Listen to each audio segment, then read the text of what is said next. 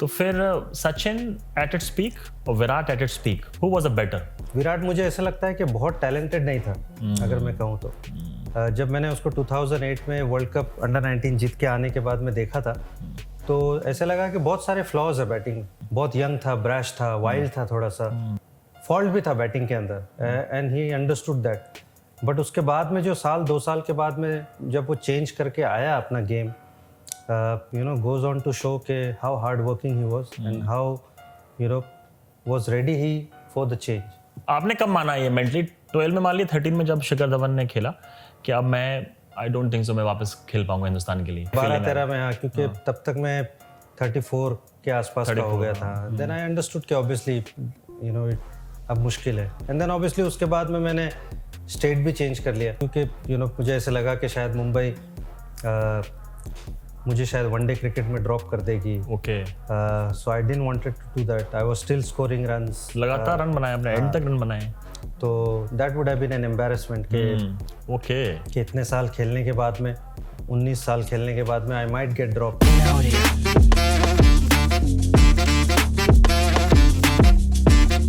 चलिए, पाकिस्तान के अगेंस्ट वो कर दिया, उसके बाद थोड़ा सा ऐसा पीरियड आया जहां पर आप एक दो कुछ मैचेस में नहीं चल पाए, और आई थिंक 2008 में आखिरी मैच खेला है इंडिया के लिए, उसके बाद दोबारा चांस नहीं मिला। तो ये बात, ये मैं ऑनेस्टली बताता हूँ आपको, कहीं भी चले जाइए आप, आज के ज़माने से कंपेयर कर लीजिए, कितना लॉन्ग रन मिलता है प्लेयर्स को, बड़ा लॉन्ग रन मिलता है। मतलब मैं नाम नहीं लूँगा, there are so many cricketers, आज सोशल मीडिया का ज़माना है, तुरंत हो जाती है बात, बाहर आ जाती है और दूर तलक जाती है कि भाई इसको इतना चांस क्यों दिए जा रहे हैं। कैप्टन के फेवरेट्स होते हैं, हर किसी का फेवरेट होता है, तो लगातार उनको चांस मिलता जाता है। तो आई थिंक आपके, मुझे याद है कि बिल्कुल भी यूनानिमस, मैं बात भी करता हूँ, किसी से बात कर लीजिए जिसने बैटिंग देखी है, जो आपका देखा है, लॉन्ग रन ना मिलने का रिग्रेट हम फैंस को है कि आपको लॉन्ग रन मिलना चाहिए था। वी फेल्ट कि आप 80 to 100 test matches you should have played for India. आप लोग भी इस बात से एग्री करेंगे, बताइए, कमेंट करके जरूर बताइए। बट लेकिन आपको ऑब्वियसली कितना रिग्रेट है कि यार मुझे लॉन्ग रन मिलना चाहिए था। मैं उस पर जाना चाहता हूँ कि आपको लगता था यार थोड़ा तो मुझे एक बार आप फिर से टेस्ट करते। आई मीन, हाँ, उस चीज़ का तो मुझे दुख है ऑब्वियसली कि 2008 के बाद में कभी कंसिडर ही नहीं किया। आई रिमेंबर कि एक आध सिलेक्टर से बात भी की थी मैंने, और मुझे मैसेज मिला था कि उस वक्त में शायद 30-31 का था। यस। और उन्होंने कहा कि we are looking beyond you, क्योंकि स्ट्रेट अवे बता दिया, उम्र हो गया। अच्छा, बोल दिया उन्होंने। हाँ, 30 में उम्र हो गया। हाँ, अच्छा। So that's the message I got and I was very surprise, क्योंकि 30-31 तो एक्चुअली एक बैट्समैन के मैच्योर होने पीक आ रहा है, वहां पर पीक हिट करने वाले हो आप। और उसी साल में मुंबई का कप्तान बना था 2008 में, और हम लोग 2 साल लगातार चैंपियन हुए थे, और उस साल मैंने 1260 रन रणजी ट्रॉफी में बनाए थे। वाओ, चैंपियन भी हुए, सबसे ट्रॉफी भी चैंपियन हुए थे, वहां भी रन बनाए भर भर के। तो वो पूरे सीजन में एक्चुअली मैंने 2000 रन बनाए थे डोमेस्टिक में। फिर मुझे मौका नहीं मिला। 2012 में अगेन मैंने बहुत रन बनाए थे। एक दिलीप ट्रॉफी, एक ईरानी ट्रॉफी का मैच था जिसमें मैं भी खेल रहा था, शिखर भी था, मुरली विजय भी था। तो एक तरह से उस जो सारे ओपनर्स का वो चल रहा था, तो उसमें भी मैंने पहले इनिंग में 80 बनाए थे, सेकेंड इनिंग 100 नॉट आउट बनाए थे।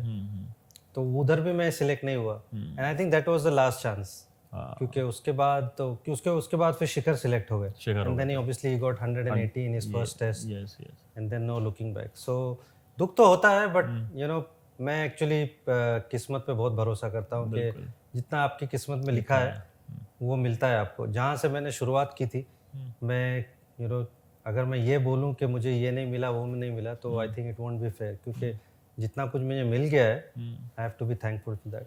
राइट। तो आपने जो भर भर के रन बनाए उसके बाद दोबारा कंसिडर नहीं किया गया।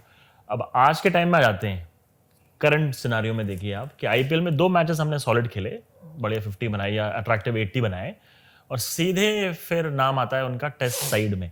और जो लड़का लगातार रणजी ट्रॉफी में, कोई भी हो सकता है फिर वो लगातार, और सरफराज का एग्जांपल हमारे सामने, डे इन डे आउट कोई अगर रन बना रहा है, जैसे आपके साथ भी उस जमाने में हुआ कि भाई, और काफ़ी प्लेयर्स हैं ऐसे, सरफराज नहीं, काफ़ी ऐसे प्लेयर, मुझे अभी नाम आप शेयर करेंगे।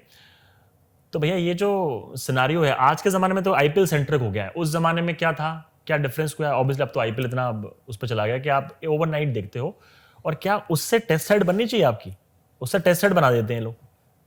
नहीं, आईपीएल से तो बिल्कुल नहीं बननी चाहिए, क्योंकि वो डिफरेंट स्किल सेट है, डिफरेंट फॉर्मेट है। एक T20 का सिलेक्शन अगर IPL से हो तो I am okay with that, क्योंकि वो ऑब्वियसली सेम फॉर्मेट है। तो 50 ओवर का भी मैं समझता हूँ कि सिलेक्शन नहीं होना चाहिए उससे, क्योंकि 50 ओवर में एक डिफरेंट स्किल सेट आपको चाहिए, क्योंकि बड़ा गेम है। उसमें आपको डिफरेंट तरह से बल्लेबाजी करनी पड़ती है, डिफरेंट तरह से बॉलिंग करनी होती है। यहाँ पे आपको 10 ओवर करने पड़ते हैं, यहाँ आपको 40, अगर आप ओपनर हो तो आपको 35-40 ओवर बैटिंग करके गेम सेट करना होता है। तो वो चीज़ आपको 20 ओवर में नहीं मिल सकती। तो अगर T20 में आपका सिलेक्शन हो रहा है through IPL, fair enough, but definitely not one day and test cricket. तो आपने ये जो एग्जांपल दिया, और सूर्य के साथ सेम हो रहा है, सूर्या के साथ T20 में ही इज नंबर 1, 50 ओवर में डू यू थिंक कि वो इक्वली पोटेंट बन सकता है फोर्स 50 ओवर्स में? बन सकता है, बिल्कुल बन सकता है, क्योंकि उसके पास वो गेम है। क्योंकि मैंने तो उसको ऑब्वियसली मेरी कप्तानी में वो खेला है, मेरे सामने डेब्यू किया है। उसके पास वो गेम है। He started batting at number 4 in Ranji trophy, so he is used to that number. Obviously उस टाइम का गेम उसका और आज का गेम बड़ा चेंज हो गया है, but is always been a dynamic player. Yes yes. तो खेल सकता है, but I think he is just finding it hard to transition himself from T20 to 50 over. जैसे मैंने कहा कि T20 की स्किल सेट अलग है, 50 ओवर की स्किल सेट अलग है, और टेस्ट क्रिकेट की टोटली अलग है। बिल्कुल अलग है। तो वो थोड़ा सा मुझे लगता है उसको थोड़ा वर्कआउट करना होगा। आई फील के number 6 is probably is good position in 50 overs, in 50 overs, right. कि वो बिल्कुल उस तरह से क्रिकेट खेल सकता है जैसे वो T20 में खेलता है। Exactly, like a finisher type role कर दे। तो अभी काफी मैचेस उसको नंबर 4 पे या 5 पे खिला चुके हैं, and he is not succeeded because he wants to hit boundaries, he wants to hit sixes. And 50 over में आप इतना रिस्क लेके नहीं खेल सकते, और रिस्क लेके अगर आप इतना खेलोगे तो आप सक्सेसफुल नहीं हो सकते। And that is what he needs to understand, और थोड़ा सा टेम्पर डाउन करना पड़ेगा अपना game, which I'm sure he's working on it, but I think for a moment number 6 is a good position for him. Number 6 Surya की। अब दोबारा वापस आते हैं 2008। आपने बोला चलिए भाई अब कोई बात नहीं, मैं अपने रन बनाता हूँ, लगातार रन बना रहा है रणजी ट्रॉफी में, IPL आ जाता है। IPL खेलते हैं आप विद RCB, और आपके पहले इंप्रेशन होंगे विद विराट कोहली। आप सचिन के साथ भी खेले हैं, आप विराट के साथ भी खेले हैं। ऑब्वियसली ग्रेटनेस है दोनों में, दोनों ऑल टाइम ग्रेट है हिंदुस्तान के वर्ल्ड क्रिकेट के, लेकिन स्किल सेट एक होती है प्योर स्किल सेट कि आप कितने स्किलफुल एज अ बल्लेबाज, जैसे आप। तो फिर सचिन एट इट्स पीक और Virat at its peak, pure batsman, who was a better batsman all round? देखिए Sachin, he was a different player all together. Talented तो था ही वो, हार्ड वर्किंग भी बहुत था, बट विराट मुझे ऐसा लगता है कि बहुत टैलेंटेड नहीं था, अगर मैं कहूँ तो। जब मैंने उसको 2008 में वर्ल्ड कप अंडर 19 जीत के आने के बाद में देखा था, तो ऐसा लगा कि बहुत सारे फ्लॉज है बैटिंग में। ओके। हाँ, बहुत यंग था, ब्रैश था, वाइल्ड था थोड़ा सा, एक्सप्रेसिव था, but he wanted to do something. उसके पास वो कॉन्फिडेंस था, सेल्फ बिलीफ था, बट फॉल्ट भी था बैटिंग के अंदर, and he understood that. But उसके बाद में जो 2 साल के बाद में जब वो चेंज करके आया अपना game, goes on to show के how hard working he was and how was ready he for the change, कि वो अगर अच्छा क्रिकेट खेलना है तो मुझे क्या करना होगा। एंड देन उसके बाद में जो 2012 में the way he transformed himself, ये जो फिटनेस फ्रीक वो बन गया। ये बोलना बहुत आसान है, लेकिन करना उससे डबल मुश्किल है। तो वो करना, एंड देन सारी इंडिया उसको फॉलो करने लग गई। In fact all over world people उसको फॉलो कर रहे हैं। तो he is a different piece all together. Virat ने जो किया है, जो डेडिकेशन दिखाया है, इज जस्ट एब्सोल्युटली अमेजिंग। और आज चाहे वो हमारे इंडिया के फास्ट बॉलर्स की फिटनेस की बात करो या इंडियन क्रिकेट की फिटनेस जो इम्प्रूव हुई है, मुझे लगता है Virat played a very big hand in that.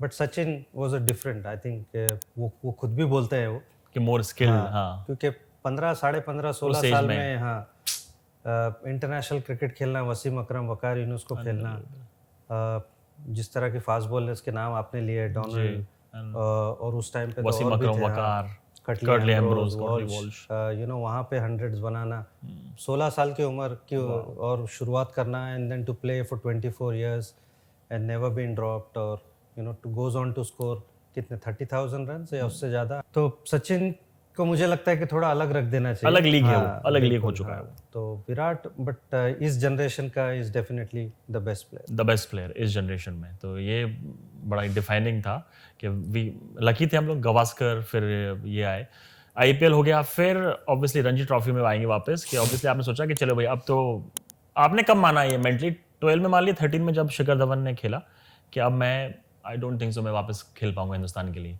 13 में सोचा है, 13 में 12-13, हाँ मुझे लगता आगे है feeling 12-13 में, हाँ, क्योंकि तब तक मैं 34 के आसपास का हो गया था। देन आई अंडरस्टूड कि ऑब्वियसली यू नो अब मुश्किल है। एंड देन ऑब्वियसली उसके बाद में मैंने स्टेट भी चेंज कर लिया।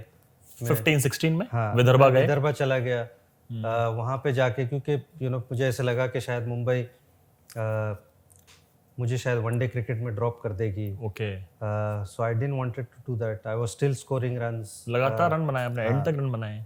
तो that would have been an embarrassment okay, कि इतने साल खेलने के बाद में, 19 साल खेलने के बाद में आई माइट गेट ड्रॉप्ड। आपको ये लग रहा था? हाँ, मतलब ऐसे सिग्नल्स आ रहे थे। हाँ, मुझे पता भी चला था, बात भी हो रही थी।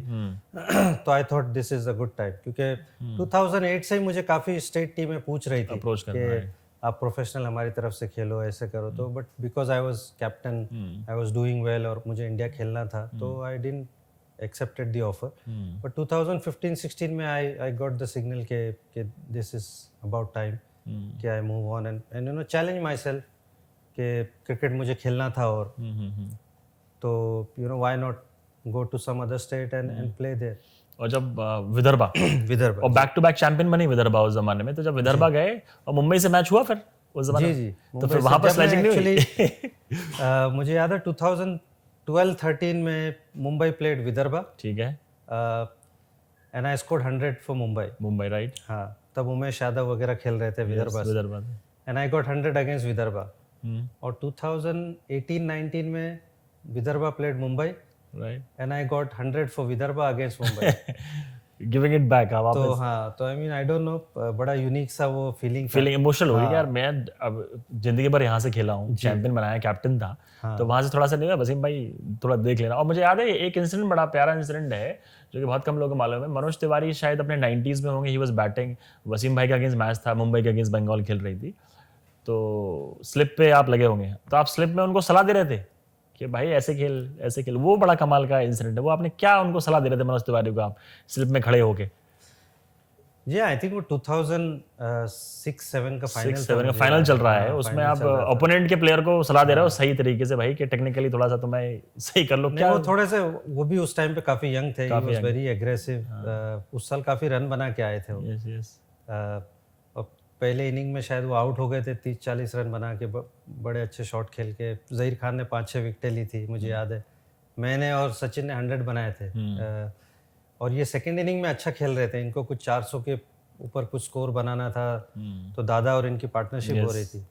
एंड देन ऑब्वियसली एक दो उनके कैच भी छूटे, ये वो, तो कुछ ना कुछ बात हुई थी। आई कांट रिमेम्बर कि मैंने उनको क्या बताया था। ही इज प्रोबेबली, उन्होंने करा इसको कोट, जब आप रिटायर हुए तो आपके मैसेज में उन्होंने फिर डाला है, पब्लिकली करा कि आई रिमेम्बर दैट वसीम भाई। तो मैंने बोला कि पता लगाते वसीम, मैंने ऐसा क्या छिटा कशी तो नहीं करी होगी। हाँ, नहीं, उनको समझाया तो था मैंने, कुछ याद नहीं exactly, but I remember that final very well कि वो बड़ा टाइट मैच हुआ था। सौरव गांगुली ने भी 90 कुछ बनाए थे, मुझे याद है। यस यस यस, वो भी उनका आखिरी फाइनल था, आखिरी फाइनल। और जहीर ने विकेटें ली थी, वानखेड़े पे फाइनल था वो, मुझे याद है। तो अभी मनोज तिवारी शायद रिटायर भी हुए रिसेंटली, कल ही परसों हुए हैं शायद, right. And he is very unfortunate guy के 4 रणजी फाइनल खेले और चारों हार गए। और आपने जितने रणजी ट्रॉफी फाइनल खेले सारे जीते हैं। जी हाँ, 10 खेले, 10 जीते हैं। ये आई थिंक ये कुछ रिकॉर्ड है टूटने नहीं वाले, ये रिकॉर्ड नहीं टूटेगा। सबसे ज्यादा सेंचुरीज हैं, सेकंड सेंचुरी है 31 नंबर पे है मिस्टर शर्मा, अजय शर्मा, आपकी 40 हैं। और अपीयरेंसेस, और बहुत कम लोगों को मालूम है कि वसीम भाई ने सबसे ज्यादा कैचेस भी लिए रणजी ट्रॉफी में। मेजॉरिटी टाइम स्लिप में लगे, मैंने स्लिप में देखा आपको। शुरुआत में तो नहीं थे, शुरुआत में तो पास लगा देंगे, और फिर बाहर फील्डिंग करते थे। जैसे सीनियर बनते जाते हो तो फिर आते हो। फिर मैं स्लिप में जा रहा हूँ, स्लिप में लग रहा हूँ। चलिए विदर्भा पे आते हैं, क्योंकि 18-19 सीजन है, विदर्भा के अगेंस्ट चैंपियन बन गए। तो जब आप फर्स्ट टाइम उस ड्रेसिंग रूम में गए विदर्भा के, फ्रॉम अ चैंपियन साइड, आपने देखा लेफ्ट राइट, आपको नजर आया कि ये चैंपियन टीम बन सकती है? क्या अब लग रहा था कि नहीं यार दूर की बात है, आपको लगा घुसते ही? नहीं, मैंने एक्चुअली 15-16 में उनके लिए खेला था साल। यस। और उस साल मेरा इतना अच्छा सीजन नहीं गया था, आई रिमेम्बर। कुछ इंजरीज थी, फॉर्म अच्छा नहीं था, बट हमने फिर भी क्वार्टर फाइनल खेला था, आई रिमेम्बर। हम सौराष्ट्र से हार गए थे और मेरा 2 साल का कॉन्ट्रैक्ट था। तो वो 1 साल था, दूसरा साल में खेल नहीं पाया था थ्रू इंजरी, तो वो मेरा फिर कॉन्ट्रैक्ट खत्म हो गया। And then they signed Chandrakant Pandit, I remember. Yes, and then I requested Chandrakant Pandit के मेरे को खेलना है। I am not worried about if they pay me और नॉट पे मी। अच्छा ये बोल दिया था आपने कि पैसा भी नहीं चार्ज करूंगा मैं? मुझे पैसा नहीं चाहिए था कमाल। कि मुझे खेलना है क्रिकेट, क्योंकि I had spoken to 3-4 association, they showed no interest for whatever reason. अच्छा आपको वो बोल रहे थे कि नहीं भाई? नहीं, हाँ, for whatever reason, like I said. तो देन ऑब्वियसली मेरे पास ज़्यादा चॉइस नहीं थी और मुझे ऐसा लगा कि आई कैन स्टिल प्ले। और उस जमाने में कितने 100 हो गई थी वसीम भाई आपकी, जब आप बात कर रहे थे एसोसिएशन से? 32, 33 कितनी होंगी? 30 प्लस तो होंगी। हाँ, 30 प्लस 100 थी। हाँ। बताइए। उस वक्त भी मैं रणजी का हाईएस्ट रन उस जमाने में भी थे। तो चंद्रकांत पंडित से ऑब्वियसली मेरी अच्छी दोस्ती थी, साथ में हम खेले हैं। वो कोच भी थे मुंबई के जब हम खेल रहे थे। तो then he spoke to association and obviously they signed me back again and I didn't charge a money. तो उनका आना मुझे लगता है कि वाज अ टर्निंग पॉइंट। जो चीज़ें चल रही थी थोड़ी विदर्भा में, जो प्लेयर्स को डिसिप्लिन को लेके या बाकी सारी जो चीज़ें होती है जो बिहाइंड द डोर, उसमें अच्छे थे चंद्रकांत पंडित। प्लेयर तो सारे अच्छे थे मेरे हिसाब से। हाँ, प्लेयर्स इनफैक्ट जब मैं पहले भी खेल रहा था, I went there only because क्योंकि मुझे लगा कि टीम अच्छी है, यहाँ पे वैल्यू ऐड कर सकता हूँ, ये कुछ बन सकते हैं। But for whatever reason they didn't go to the next level. But 2017-18 season जब चंद्रकांत पंडित आए, मुझे ऐसा लगा कि he was the guy who turn things around. कि वो प्रैक्टिस का जो क्वालिटी होती है या फिर जो एडमिनिस्ट्रेशन को हैंडल करना होता है, सिलेक्टर्स को हैंडल करना होता है, जो इंपॉर्टेंट डिसीजन लेने होते हैं मैन मैनेजमेंट में। हाँ, he is very old school. अच्छा। हाँ, but he change lot of things. बहुत हाईली रेट करते हैं आप, मैं लगातार सुना है चंद्रकांत पंडित को आप। क्योंकि वो उनका बिल्कुल एक डायरेक्शन की कोचिंग है उनकी। वो ही is not into anything else. और उनका कमिटमेंट को मैं एक्चुअली सलाम करता हूँ कि जिस तरह से उनका कमिटमेंट है कोचिंग के लिए, for cricket through and through is just amazing. और मैंने बहुत कुछ सीखा भी है उनसे। नो जुगाड़, नो परचेज सिस्टम, नहीं, टैलेंटेड आदमी खेलेंगे। नहीं, बिल्कुल वो आप करोगे तो फिर आप चैंपियन कैसे बनोगे। तो उनके आने से बड़ा चेंज आया and then that was the breakthrough. In fact वो सीजन के स्टार्ट में मैं बहुत सारे लड़कों को मैंने बोला भी था कि हमारी टीम में स्पिनर्स भी अच्छे हैं, फास्ट बॉलर भी अच्छे हैं, बैट्समैन भी अच्छे हैं, and I can't see a reason कि हम अच्छा नहीं करें। क्योंकि कोई टीम में होता है कि आपके पास बॉलर्स अच्छे नहीं होते हैं तो यू माइट स्ट्रगल, या बैटिंग अच्छी नहीं होती है। बट हमारी टीम में ऐसे मुझे लगा कि स्टार्ट ऑफ द सीजन के सब कुछ है, खाली सारे बेसिस कवर हैं। अगर क्लिक हो गए हम तो we could be that team. And exactly वही हुआ, बिकॉज बहुत सारी चीज़ें टुक केयर ऑफ इटसेल्फ उनके आने से। The boys just focused on playing cricket and the performance was there for everyone to see. हमने बंगाल को मारा, हमने पंजाब को मारा, हमने दिल्ली को मारा, बड़ी बड़ी टीमों को हमने हराया, मुंबई को हराया। आई मीन वो 2 सीजन में आई कांट रिमेम्बर कि we lost to anyone. Wow. और फॉर विदर्भा ये बहुत बड़ी बात थी, क्योंकि विदर्भा को कोई गिनती में ही नहीं लाता था, कंपटीशन नहीं था, बात ही नहीं करते थे हम लोग, याद है। और वो 2 सीजन में टीमें एक्चुअली डरती थी विदर्भा से खेलने के लिए। क्या बात है। स्पेशली रणजी ट्रॉफी क्रिकेट में तो 2 साल कंसेक्यूटिव रणजी ट्रॉफी जीतना, 2 साल कंसेक्यूटिव ईरानी ट्रॉफी जीतना। ईरानी भी जीते थे लगातार। So that was one of the finest 2-3 years for me of my first class cricket. मतलब 8 टाइटल हैं विद मुंबई, फिर 2 इसमें ऐड कर लिए 10, और फिर जो जब पॉइंट आ गया कि भैया अब मैं आई एम डन, वो फीलिंग कब आई कि चलो अब लेट्स लीव इट, अब इतना कर लिया? क्योंकि और भी आई थिंक जिस तरह फॉर्म में आप थे 1-2 सीजन, तो 1-2 सीजन और थे आपके। नहीं, 2018-19 वाले सीजन के बाद में I had made up my mind कि हाँ बस करना है। बट बिकॉज हमने 2 साल जीता था और मुझे नीज के थोड़े इश्यूज थे, फिटनेस का थोड़ा सा इश्यूज था, सो वो खेलने के लिए बहुत मेहनत करनी पड़ती थी कि बहुत, फिर वो जिम में टाइम लगा और फिर वो तैयारी करो, फिर वो मैच को निकालो और फिर उसके बाद वापस वो प्रोसेस, मतलब नॉन स्टॉप था वो काफ़ी। तो वो बड़ा हार्ड वर्क हो रहा था ऑब्वियसली, एंड देन ऐसा कोई मोटिवेशन नहीं था ना कि भाई इंडिया खेलना है ये सब करके, ये तो सिर्फ डोमेस्टिक क्रिकेट के लिए था. So obviously I was tired of it, but because वो हैट्रिक ईयर था next season, so I played one more season. हाँ, कि चलो एक और ट्राई करते हैं. But after that season obviously I was pretty sure कि अभी बस हो गया. तो that was yeah very satisfying, क्योंकि मैंने जब विदर्भा ज्वाइन किया था then only I said to them के boss I M one of those guys who plays at one place and finish at one place. Wow. चाहे वो मेरा क्लब हो, चाहे मेरी कंपनी हो Indian Oil, I have worked for them for 25 years. Mumbai के लिए I played 19-20 years. So I said कि I will play here and I will retire from here. Finish यहीं पे करूंगा मैं. So I retired from Vidarbha. Right. तो जब retirement हुआ उसके बाद ऑब्वियसली सडनली लाइफ भर जो कराए सबसे ज़्यादा सेंचुरीज, जब रिटायर हुए वसीम भाई तो 40 सेंचुरीज, और रिकॉर्ड ऑब्वियसली पब्लिक डोमेन में सब लोग पढ़ सकते हैं कि टॉप ऑफ द ट्री हैं. आई थिंक उस रिकॉर्ड कुछ को रिकॉर्ड ऐसे जो भी टूटेंगे नहीं शायद फर्स्ट क्लास सर्किट में. फिर दोबारा बल्ला उठाने की इच्छा नहीं हुई देख के, कभी भी नहीं हुई उसके बाद, अब छोड़ दिया. That's it. नहीं, मैं बैटिंग करता था एक्चुअली, बैटिंग का वो शौक तो जाता नहीं. वो नहीं, ज्यादा बैट उठा के वो करना, लेकिन वो बैटिंग के बाद जो भागना दौड़ना है वो नहीं करते थे. वो हाँ, वो बड़ा मुश्किल हो जाता है ऑब्वियसली, क्योंकि नीज के इशू थे इतने सारे. 19-20 हज़ार रन फर्स्ट क्लास में बने, 5700 है. तो बैटिंग में कभी कभी खार जिमखाना में चला जाता हूँ, बैटिंग करता हूँ जाके. कभी कभार उनके लिए एक आध दो मैच भी खेले हैं ऐसे जो क्लब क्रिकेट के होते हैं. बट एक बार जब आपने छोड़ दिया तो फिर वो, जब तक आपके सामने कोई चीज़ नहीं हो ना कि ये अचीव करना है, तो आप फिर मेहनत करते हो. जब सामने कुछ हो नहीं तो फिर आप सोचते हो कि भैया अब क्या है. बिल्कुल. हाँ. ये फिनिश करा, उसके बाद कोचिंग टेन्योर पे आएंगे आपके, क्योंकि just we are timeline follow कर रहे हैं, पीछे जा रहे हैं आगे आ रहे हैं. कोचिंग टेन्योर विद उत्तराखंड जी कोच करें, और वहाँ मैं नाम ले रहा था ना चंद्रकांत पंडित, जैसे आप उनको हाई रेट करते हैं, कोई जुगाड़ नहीं चाहिए मुझे, अच्छे लोग चाहिए. वहाँ पर क्या हुआ?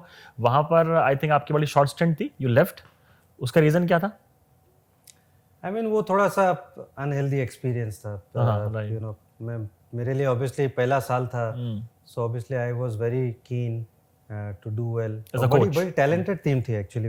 Uttarakhand, I feel very bad for the boys, क्योंकि बड़े अच्छे प्लेयर्स थे वहाँ पे. और वो अभी आपने देखा ही आकाश माधवाल, जिस तरह से उसने आईपीएल में परफॉर्मेंस किया, और भी लड़के अच्छे हैं जो आपको आगे सुनने मिलेंगे, वो सारे मेरे टाइम के ही प्लेयर्स हैं. तो वो आई मीन वहाँ पे जो सिस्टम था, वो सिस्टम मेरी लाइकिंग का नहीं था. और उस साल कोविड भी था, तो कोविड की वजह से ऐसे भी मैचेस बहुत सारे नहीं हो रहे थे. हमने सिर्फ मुश्ताक अली खेली थी शायद, रणजी ट्रॉफी तो उस साल होनी भी नहीं थी, और उसके बाद विजय हजारे होनी थी. तो उन्होंने बिना मुझे बताए टीम भी सिलेक्ट कर ली, बिना कोच को बताए. हाँ, बिना मुझे बताए बोल दिया कि ये टीम सिलेक्ट हो गई है, आप लेके चले जाओ. ये वो, क्योंकि ऑब्वियसली मैं जानता था कि इसके पीछे रीज़न क्या है. सो मुझे थोड़ा ठीक नहीं लगा वो, कि ये एटमॉस्फेयर थोड़ा सा अच्छा नहीं है मेरे लिए, कि एक कोच से सलाह लेनी चाहिए, उसको पूछना चाहिए, बताना चाहिए कि क्या रीज़न है क्या नहीं है. सो आई थॉट मेरे लिए शायद ये जगह बराबर नहीं है. तो then I left after that season. फिर मैंने उड़ीसा के लिए एक साल काम किया. That was a good experience. Again वो भी एक कोविड वाला साल था, 2020-21. उस साल भी रणजी ट्रॉफी के सिर्फ 3 ही मैच मिले थे हमको. वो भी ज़्यादा मैचेस नहीं मिले थे. बट वनडे और T20 में हमने थोड़ा बेटर किया था. बट देन उसके बाद में I got a good opportunity with Bangladesh under-19. Yes. So I was excited about that, क्योंकि बांग्लादेश अंडर-19 एक बार वर्ल्ड कप भी जीत चुका है. एंड मैंने उससे पहले वहाँ पे थोड़ी क्रिकेट खेली थी, वहाँ जो ढाका प्रीमियर लीग होती है. So I know a lot of people, so they approach me कि come and help the youngsters. So I thought this is a good opportunity. तो फिर 2 साल का वहाँ से कॉन्ट्रैक्ट हुआ, तो अभी वो चल रहा है, 1 साल हो गया है. अभी जनवरी-फरवरी में वर्ल्ड कप होना है श्रीलंका में. Yes. So I am excited about that. तो जब इंडियन बॉयज आएंगे जी और आपको देखेंगे उस कैंप में तो आप साइड में जाके सलाह देंगे उनको, बेटा आज तो तुम्हें, तो वो बड़ा एक्साइटिंग होगा फैंस के लिए जब वसीम भाई इंडिया अंडर-19 वर्सेस बांग्लादेश. और बहुत आजकल बहुत फ्रिक्शन रहता है इन दोनों टीम्स में, आपने देखा होगा ग्राउंड में, बड़े जान मार के खेलती है दोनों टीम में जब एक अगेंस्ट खेलती है. आईपीएल में फिर बने, आईपीएल में पंजाब किंग के साथ स्टिंट रहा, और आईपीएल में यूनिफॉर्मिटी मैं देख रहा हूँ हर जगह. जो हेड कोच है, मेजॉरिटी आप देख लीजिए, अभी एंडी फ्लावर बन गए हैं आरसीबी के, वहाँ पर लैंगर आ गए हैं. तो ये गोरे कोचेस का जो फैसिनेशन है, क्या ये वाजिब है? क्या उनको ज़्यादा ही पता है? हमारे इंडियन सिस्टम में ऐसे प्लेयर नहीं रहे हैं जो हेड कोच की ले पाएँ, या फिर कोचिंग एक थोरो प्रोफेशनल है। मतलब आई हैव आल्सो ऑब्जर्व्ड कि भैया कोचिंग एक डिफरेंट बॉल गेम है, कि एक लेजेंडरी क्रिकेटर कोई ज़रूरी नहीं बहुत बड़ा कोच बन जाए। तो कोचिंग पे स्पेशली आईपीएल में, क्योंकि आप बैठे हैं कोचिंग सिस्टम में आईपीएल में भी, तो आई थिंक आपके हिसाब से आईपीएल का फ्यूचर या फिर इन जनरल हिंदुस्तानी जो टैलेंट है, जो लेजेंड्स हैं, उनको थोड़ा सा नहीं करना चाहिए कि ये सही है कि हम लोग अभी थोड़े से और अभी पीछे हैं समझने में कोचिंग क्या चीज़ है, या सिर्फ फैसिनेशन है कि गोरों को ले आओ, पीआर एक्टिविटी बढ़िया रहेगी इन लोगों को खिला के कोच बना के? नहीं, मुझे लगता है कि जब मैंने अपना लेवल 2 पास किया था एनसीए से, तो राहुल द्रविड़ उस वक्त डायरेक्टर थे एनसीए के। तो उनका एक बहुत बढ़िया विजन था कि उन्होंने क्या किया था कि जो 75 प्लस मैचेस जिन्होंने खेले हैं रणजी ट्रॉफी में, और जो टेस्ट प्लेयर्स है, इंटरनेशनल प्लेयर्स है, उनके लिए उन्होंने लेवल 1 नहीं रखा था कि उनको सीधा लेवल 2 मिलना चाहिए। उनको लेवल 2 की चीज़ें समझाओ, बायोमैकेनिक्स और कोचिंग और ये वो, क्योंकि वो उनका विजन था कि हमारे इंडियन जो कोचेस है या प्लेयर्स है जो पुराने, वो सिस्टम में आने चाहिए। एग्जैक्टली।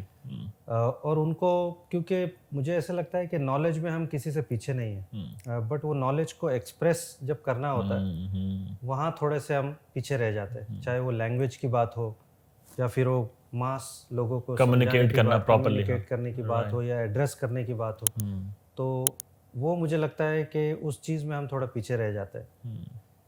तो वो उनका थोड़ा सा विजन था कि ये पास करें और आप लोग थोड़ा सा इंग्लिश अपनी बेटर करो। अच्छा। हाँ, और थोड़ा सा बात करो, कम्युनिकेशन अच्छा रखो।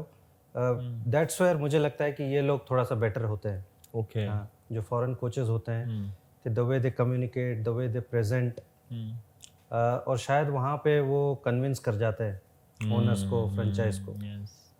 और हमारे जो इंडियन प्लेयर्स है या इंडियन कोचेस है, ये थोड़ा सा मुझे लगता है इसमें थोड़ा सा उनको कॉन्फिडेंस की कमी की वजह से या फिर वो क्लैरिटी की वजह से या लैंग्वेज की वजह से वो नहीं कर पाते, और उस वजह से शायद वो कॉन्फिडेंस फ्रेंचाइज को नहीं आता।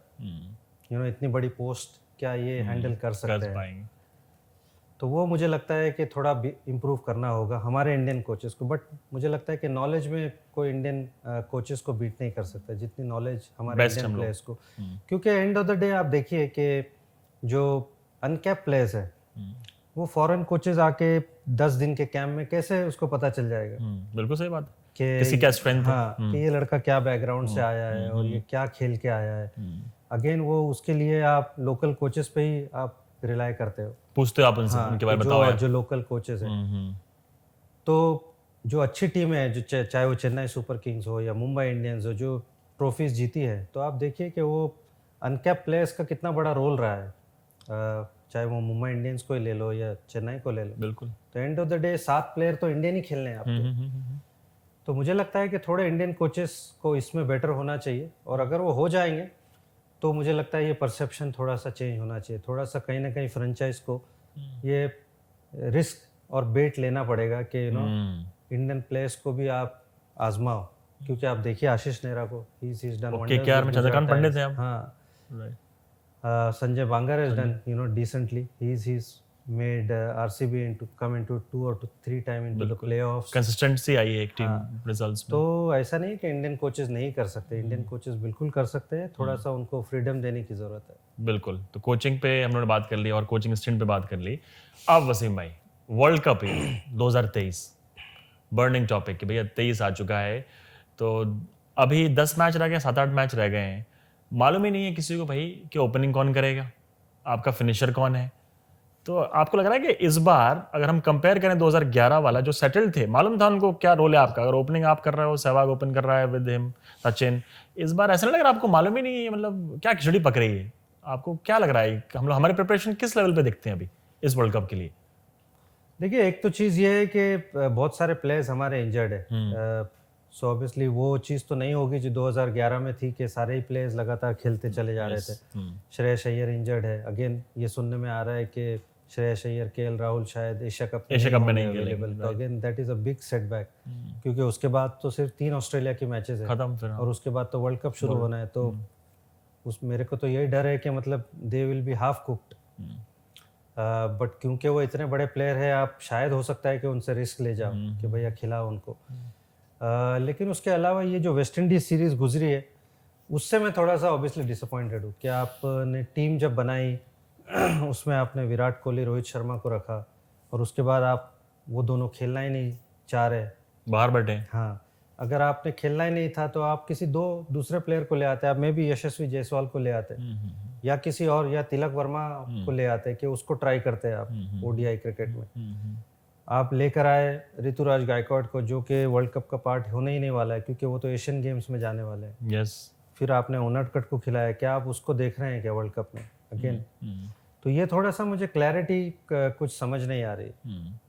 तो अगेन मैं खुद भी सरप्राइज हूँ क्योंकि ये तो गलतियाँ हमसे पहले भी होती रही है कि हम राइडू को खिलाते रहे 2019 तक और उसके बाद उसको नहीं खिलाया। यूजी चहल को हमने T20 वर्ल्ड कप तक खिलाते रहे, फिर उसको वर्ल्ड कप में ही नहीं खिलाया। तो ये गलतियां तो हुई है।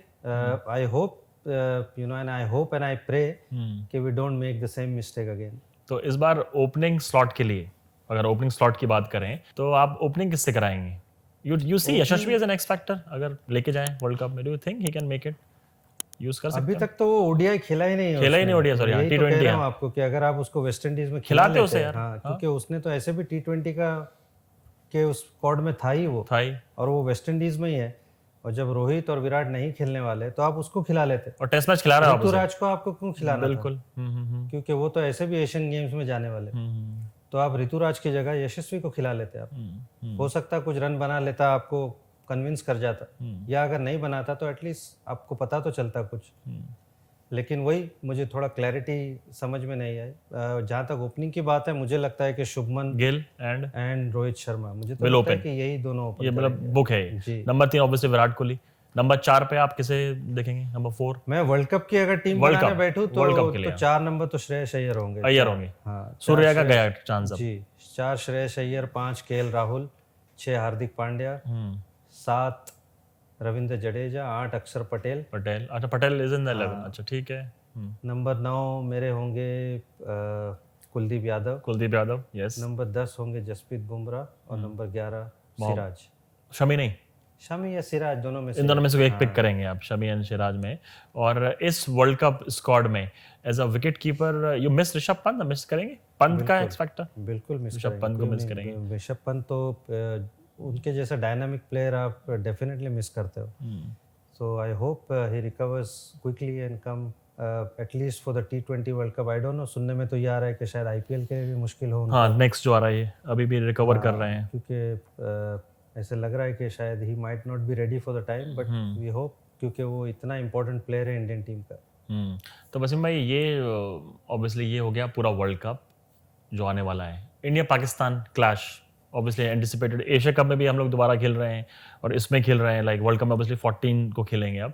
तो अभी राइट नाउ 50 ओवर में डू यू थिंक कि जो उलटफेर का चांस होता है, क्योंकि 20 ओवर इज लाइक कि एक परफॉर्मेंस पूरा गेम को ब्रेक कर देता है, 50 ओवर्स में we are head and shoulder above, कि अभी भी नेक टू नेक लग रहा है जब वो मैच खेलने जाएंगे? इंडिया पाकिस्तान ऑब्वियसली प्रेशर रहता है, बट एज अ स्क्वाड अभी हम लोग थोड़े से वीक नजर आ रहे हैं, या फिर हम लोग बराबर ही हैं कि अभी हम लोग टू गुड हैं, डोमिनेंट हैं, हम लोग आराम से हरा सकते हैं पाकिस्तान 50 ओवर में? नहीं, आराम से, मुझे तो नहीं लगता है आराम से, क्योंकि बहुत नेक टू नेक चल रहा है उनके साथ में। और वो विराट कोहली की अगर इनिंग नहीं होती जो पिछले वर्ल्ड कप में थी, तो वो मैच भी हमने हार जाना था।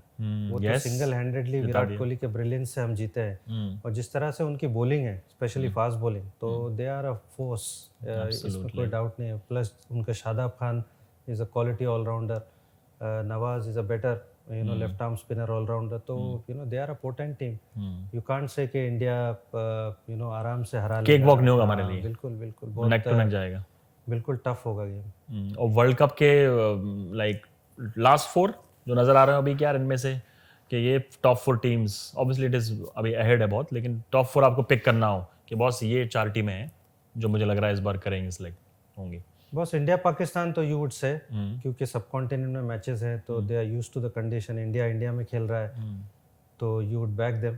तो India Pakistan I would say you can't rule out Australia and New Zealand in the world cup. New Zealand हमेशा डार्क हॉर्सेस रहते हैं। हाँ, तो न्यूजीलैंड एंड इंग्लैंड में से मैं कहूँगा कोई एक team, India Pakistan Australia New Zealand and England. ये 4 टीमें रही। हाँ, और जो 5 में से 4। अच्छा, 5 में से 4 ये टीमें रही। और इनफैक्ट जाते जाते वसीम भाई, जो हमारे ऑडियंस है वो ऑब्वियसली क्रिकेट के सब फ्रीक्स हैं, फैनेटिक्स हैं, तो वो स्टफ जब खेलना चालू करते हैं, अपना क्रिकेट खेलना चालू करते हैं, तो बैट सबसे इंपॉर्टेंट जो जितने बैट्समैन हैं, तो एज अ बैट्समैन जब आप बैट लेते थे तो what you used to see in a bat, ये ऑडियंस को बड़ा ही यूजफुल होगा जो एस्पिरेशनल क्रिकेटर है। क्या देखते थे आप बैट जब स्टफ लेते थे बल्ला? सबसे पहले तो एक फील जो होता है कि आप बैट पकड़ते हो या आप टैप करते हो फॉर एग्जांपल, तो यू फील गुड। वो फील गुड फैक्टर बहुत इंपॉर्टेंट है। ऑब्वियसली विलो और उसके बाद में जो ग्रेन्स होती है वो तो बात की चीज़ है। एक बार अगर वो अच्छी हो, पिकअप एंड फील बढ़िया होगा। एक बार आप फील अच्छी कर रहे हो कि हाँ आपके बैट, आपको ऐसे लगना चाहिए कि क्या उठाने के बाद आपको एक चीज़ कंफर्टेबल लग रही है। So that is something which is very important. वो वेट हो, कितना वेट यूज करते थे भाई आप? मैं अराउंड 1170 1180 1170 1180 यूज करते थे। और इसके अलावा वो उस पे गौर होता था कि कितनी ग्रेन्स होनी चाहिए, कि ग्रेन्स पे इतना आपका नहीं था मैं तवज्जो? एक्चुअली इतना फंसी नहीं था टू बी ऑनेस्ट। नहीं ना। मुझे एज लॉन्ग एज अच्छा फील हो और अगर मैंने बॉल खेला और आवाज़ ठीक आ रही है तो आई डिडंट केयर। मजा आ रहा है क्योंकि मैंने बहुत बी ग्रेड बैट से इनफैक्ट मैंने खेला हूँ। वाह गॉड, अच्छा बी ग्रेड से भी खेले? मैं बी ग्रेड के बैट, क्योंकि मुझे वो बैट भेजने वाला भी कभी कभी बोलता था कि ये बी ग्रेड है, लेकिन वसीम भाई आप खेलो, आपको मजा आएगा। कि आप वो उसको मत देखो, आप ए मतलब फैसिनेशन है वो ए वाला, बी से ट्राई करके देखो आप खेलो। तो मैंने वैसे बैट से भी खेला। इनफैक्ट मैंने जो केप टाउन का 100 बनाया ना, वो उस तरह का मतलब बी ग्रेड बैट था वो? बी ग्रेड तो मैं नहीं कहूँगा लेकिन ये वो कमाल क्या है? हाँ, वो इतना रिनाउंड कंपनी का बैट नहीं था वो। नहीं था? हाँ, लेकिन वो क्योंकि मुझे जम गया था, हाथ में सेट हो गया था। I got 100 with that. So मैं इतना बहुत ज़्यादा फंसी नहीं था कि ऐसे होना चाहिए वैसे होना है। As long as I feel good और वो साउंड अच्छा कर रहा है, वो ये 2 चीज़ें मुझे बहुत इंपॉर्टेंट थी मेरे लिए। और कितने बैट कैरी करते थे? हाँ, 4-5 बैट। 4-5 बैट जो निकाल देते थे, सीजन निकल जाता था आपका आसानी से। तो आई थिंक ये बड़ी कमाल की बात बोली वसीम भाई ने। और जितने भी ना कि मुझे महंगा बैट चाहिए, भाई ने बताया कि बी ग्रेड बैट से केप टाउन 100 लगी। बी ग्रेड नहीं बोलेंगे, लेकिन कोई रिनाउंड नहीं थे वो, इतना बड़ा रिनाउंड कंपनी नहीं थे। तो वसीम भाई, it was such a amazing, मज़ा आ गया आपसे बात करके वंस अगेन। और जितने भी हमारे व्यूअर्स हैं उनके लिए बिल्कुल ये एक कमाल की सौगात थी। मज़ा आया होगा आपको बहुत। पूरा एक्सपीरियंस भाई का शेयर करा भाई आपने। थैंक यू सो मच कि आप आए। और जाते जाते जितने हमारे व्यूअर्स हैं उनके लिए एक message from great Wasim Jaffer. Wasim भाई बता दीजिए उनको। नहीं, बहुत बहुत शुक्रिया सबसे पहले तो बुलाने का मुझे, और आपके इस पॉडकास्ट को all the best mister Launchpad. Yes, thank you Wasim भाई। हम तो आई विश के आप काफी सक्सेस मिले and lot of people hear it, right, and I enjoyed coming here. Thank you so much. क्योंकि ये हमारा एसोसिएशन थोड़ा पुराना है। जी जी जी, सच एन ऑनर। ग्लैड के you choose me as the first guy. बिल्कुल, and wish you all the best. बिल्कुल, थैंक यू सो मच। और वसीम भाई से अच्छा कोई स्टार्ट आई थिंक नहीं कर सकता था। वसीम भाई ने जैसे ओपनिंग में लगातार 100 लगाई है ना, तो यहाँ भी आप लोग पसंद करेंगे। And I will see you soon. अगले गेस्ट के साथ मिलेंगे। और signing off. Thank you so much Wasim भाई। प्लेजर।